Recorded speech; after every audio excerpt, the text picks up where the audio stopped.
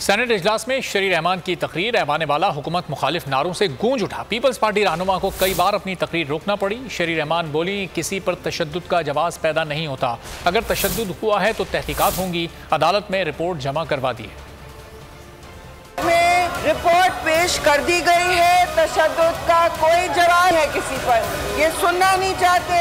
अपने नशिस्तों पे चले, वहाँ से एहतिजाज करें प्लीज। जो हमें तस्वीर दिखाई गई है उसमें तशद्दुद नहीं है जी, और अगर तशद्दुद हुआ है तो वो इन्वेस्टिगेट जरूर होगा। अदालत में फेयर ट्रायल का सबको हक है जी। अब ये सुनना नहीं चाह रहे तो क्या बोले? सवाल नहीं पैदा होता कि हम तशद्दुद की तायद करें। हाउस ऑर्डर में अपने नशिस्तों पे चलें जी। शरीर रहमान नहीं, आप हाउस ऑर्डर में करें। मैं क्या बोलूं? ये इन्हीं का जवाब दे रही हूँ, ये सुनने तैयार नहीं है।